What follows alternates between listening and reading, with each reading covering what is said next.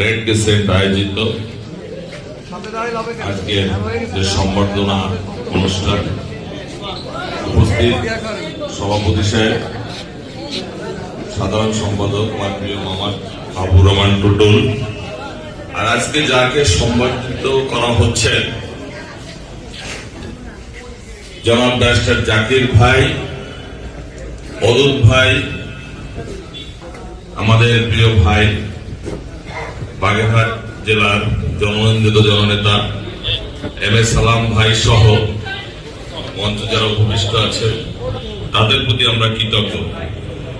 বিশেষ করে আমি ব্যারিস্টার জাকির ভাইকে দেখেছি, আমার খুব পাশাপাশি আমরা ছিলাম, যে কিভাবে বাগেরহাটের 4টি সিট ফেরত আনা যায় এর জন্য রাত 3টার সময় আমাদের ফোন করতেন যে ভাই এইটা করলে এইটা হবে, এইটা করলে এইটা হবে।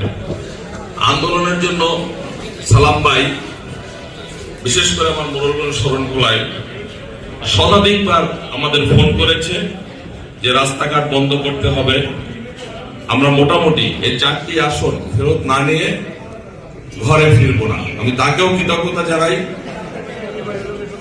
জানাই যারা আন্দোলনের শরীক হয়েছিল আমাদের সাথে।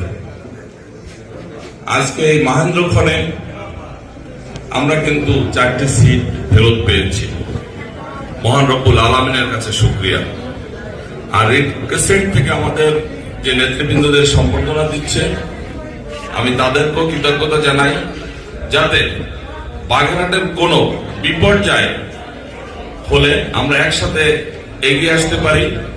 তার মনস্তাত্ত্বিক সাপোর্ট দেওয়ার জন্য রেড ক্রিসেন্টকে ধন্যবাদ জানাই। আর আজকে যারা উপস্থিত হয়েছেন তাদের সকলকে ধন্যবাদ জানাই উপস্থিত সকলকে। আমার একটু তাড়া আছে, আমার ঢাকা যেতে হবে, এর জন্য আমি আগেই বক্তব্য দিয়েছি এবং আপনাদের কাছে ছুটিয়ে নিচ্ছি। আবারও সকলকে সন্ধ্যাবেলার শুভেচ্ছা, সবাই ভালো থাকবেন এই প্রত্যাশায় শেষ করছি। খোদা হাফেজ, বাংলাদেশ জিন্দাবাদ।